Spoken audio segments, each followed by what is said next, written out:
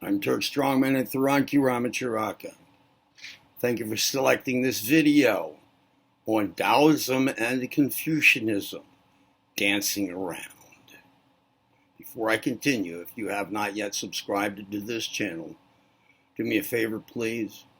Do it now.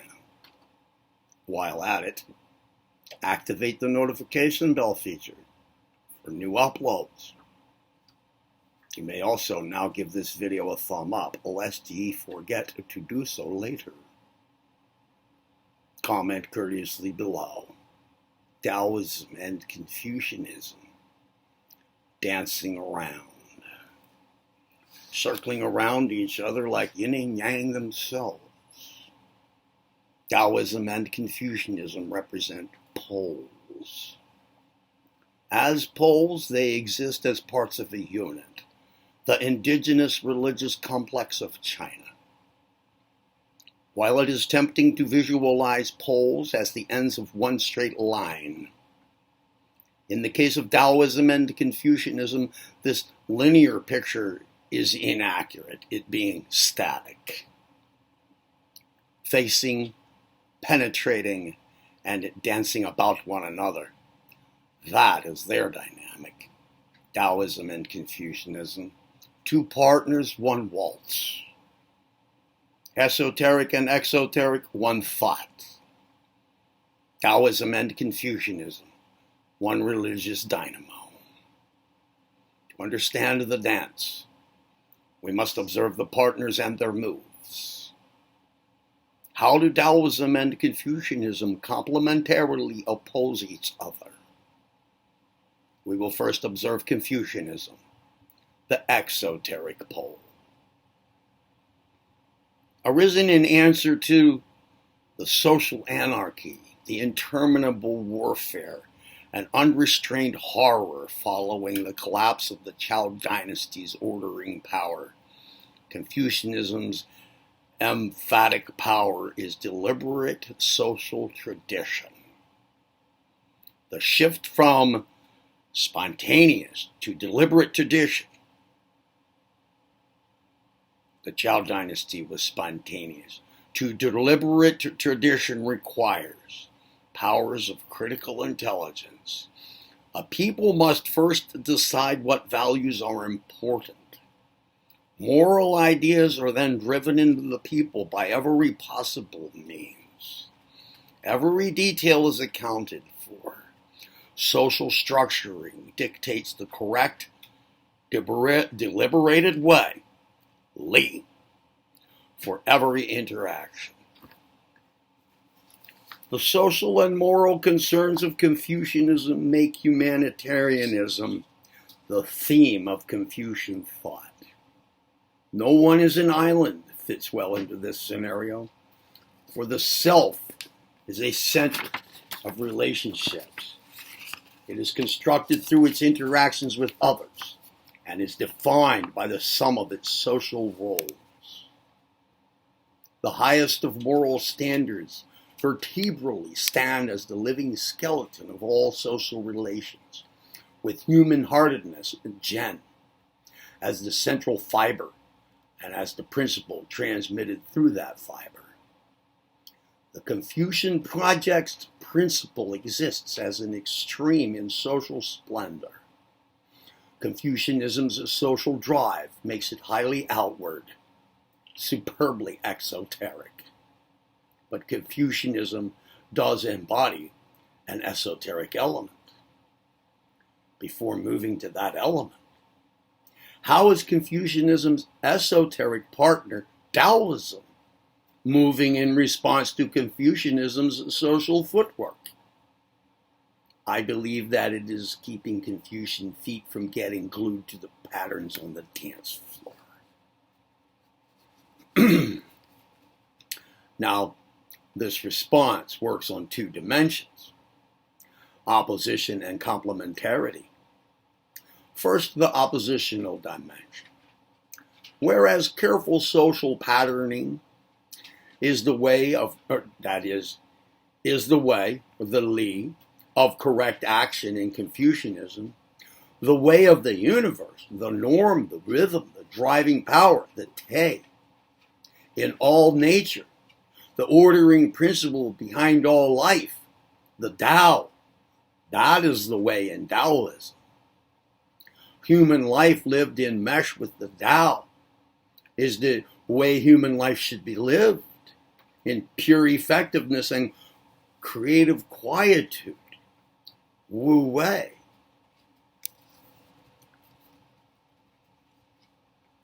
Well,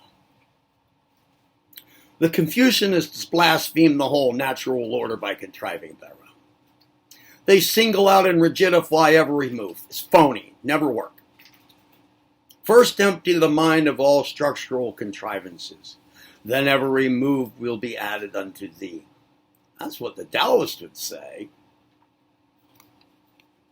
Confucianists dance on deliberated, elaborated chalk marks. Taoists move like water.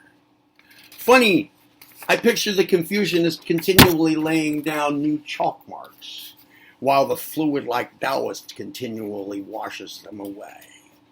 The point is this.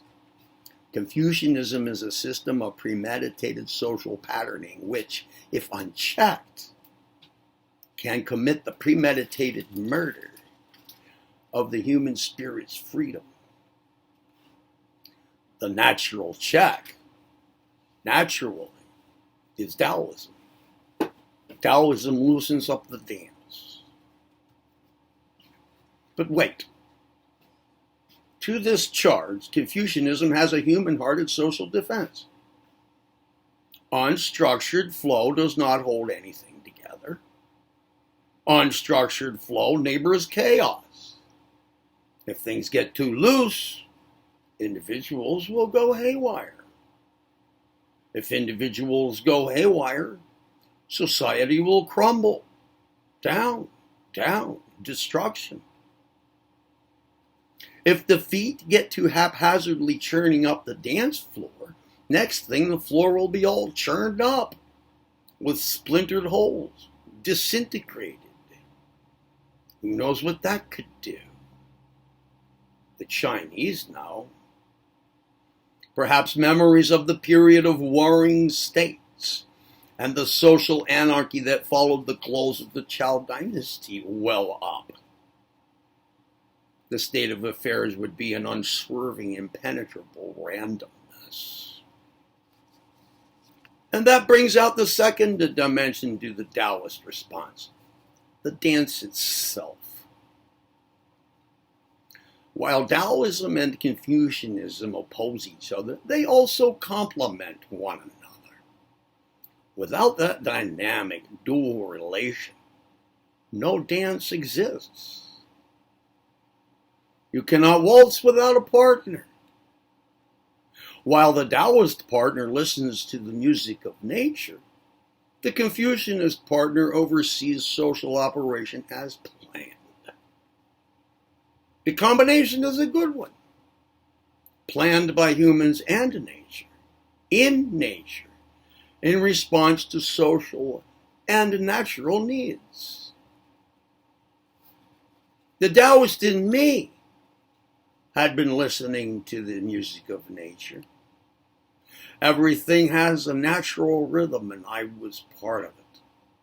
Soon, though, I forgot to listen to the music. I got to letting it all hang out.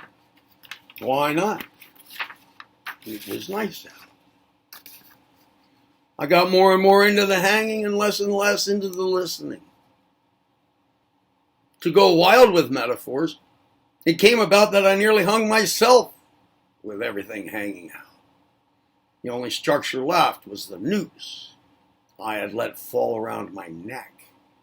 The great dance floor had metamorphosed into a gallows trapdoor, which threatened to crumble from under the slipshod steps of my tripped-up feet. But then the tucked-away Confucianist in me wailed out some human-hearted advice. Hold on to this finger while I help you learn the steps to crawling again. The finger was structure. And I grabbed hold weakly at first. The noose went away, and I slipped back into a structured life. It was like a warm social embrace. I let go of the frayed ends, reeled in my good loose ones, and systematically got myself intact in society. Oh, the Taoists said, this structured garbage tastes of trained maggots. Just listen to the music, pal. Yeah, but it felt better than a lynching. What about the natural rhythm? My hearing had come back, and I heard that again. The Taoist in me expressed some relief at this, and the Confucianist expressed a bit of alarm. Life is a mix.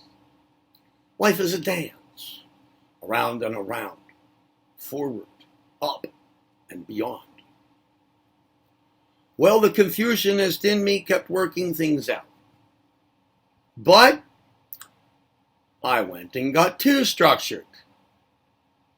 I even went into the military. That was all structure. I had swung too far the other way. Excuse me. Where did the song of nature go to now? The Taoist in me nearly died, but the Confucianist was having a field day. Dear me. I could not hold anything in anymore. Yet somehow I couldn't let anything out either. Nothing felt good at all. I was tied up in little marching knots. This time, the rope was my own guts.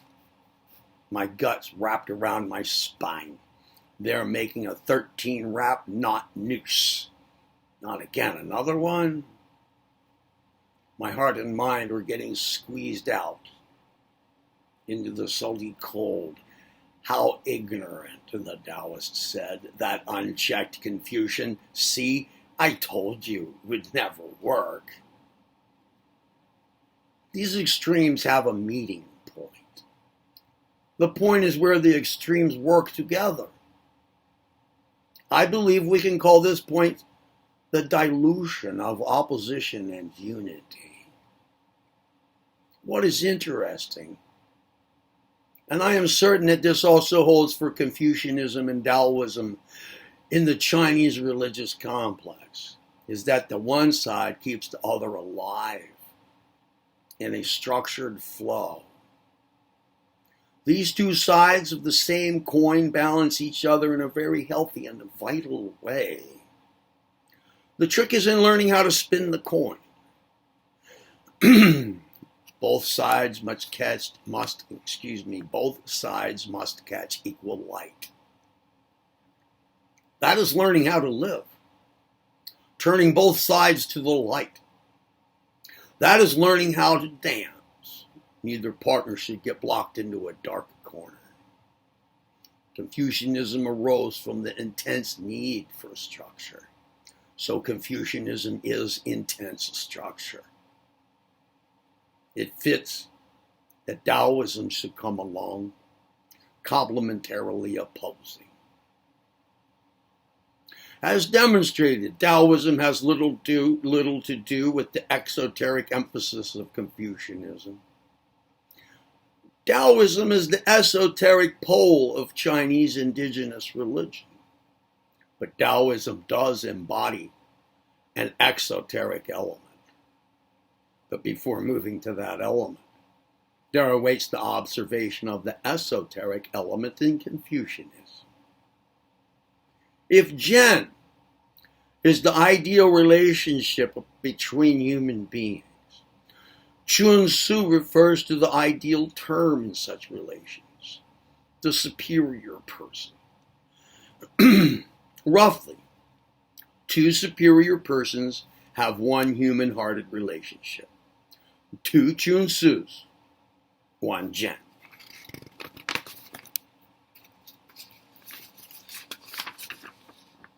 Becoming a chunsu, a fully realized human being, is through expanding one's sympathy, empathy, sympathy/empathy, sin,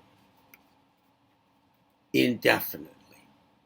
It expands in concentric circles that begin with one's self and spread from there to include successively one's family, one's face-to-face community, one's nation, and finally all humanity. This movement of emphatic concern coincides with the respective transcendentalities, of selfishness, nepotism, parochialism, and chauvinistic nationalism. The project exists in humanity through and through. It is never attempted alone. This broadening process is accompanied by one that is deepening, for the inner world deepens and grows more satisfying and refined as Jen and Sin expand and the possibilities of Li are progressively realized. As outer, so inner. Note that Confucian concentric scheme esotericism exists as a lateral event of the social plane. For the structured exoteric way of correct action forms the backdrop of Confucian society. Confucian esotericism is externally grounded and stays roughly on the ground. If Taoist spiritual freedom corresponds to Confucian social structure, if Taoist fluidity responds to Confucian chalk marks, how does Taoist exotericism dance with Confucian esotericism? This will round off and balance our picture. The Taoist complement to Confucian inner life is, as inner, so outer. For the fluid esoteric way of the universe forms the backdrop of Taoist life. The Taoist exists in nature through and through. The freeing of the spirit through the calming of the mind is accompanied by the peaceful expansion of love and social harmony. By unlearning social structure and freeing the spirit, nature operates. Nature exists in society, and society exists in nature. Lao Tzu said, "A leader is best when people barely know that he exists." Of a good leader who talks little, when the work is done, his aims fulfilled, they will say, "We did this ourselves." Weapons are the tools of violence. All decent men and women detest them. Weapons are the tools of fear. If compelled, use them only with the utmost restraint. Peace is the highest value. From the Tao Te Ching, Taoist inner life dances with society, as Confucian society dances with inner life. Where Taoism and Confucianism meet, is where inner life and society meet, at peaceful society. Peaceful society is the ultimate concern in the Chinese religious dynamo. And what is a clear statement of Taoism and Confucianism's penetrating into one another through the ultimate pivotal point of peaceful society? This will complete how the two poles exist as one religious dynamo. If peaceful society exists as the crux of the Chinese religious complex, selfish-less relationship penetrates that whole. Selfish-less relationship exists as the essence of Taoist natural power, Te. From Wu Wei to wartime logic. Selfish less relationship exists as the essence of Confucian social power, Te. From Li to Chun Tzu. Peaceful society lies at the heart of Wu Wei, wartime logic, Li, and Chun Tzu. That is power, Te. That is the power of the one religious dynamo. How can that power be affirmed if relations are selfish? If selves are isolated? The claiming of self isolates. So where am I?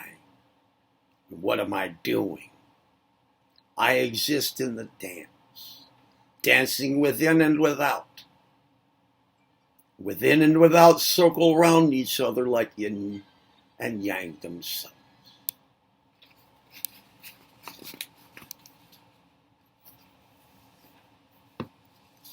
Thank you for selecting this video. Taoism and Confucianism. Dancing around. Did you like the video? Give it a thumb up. Give it one anyway. Subscribe, get notified, comment courteously below. I'm Turk Strawman at Tharanki Ramacharaka. Go forth and multiply your capacity to dance.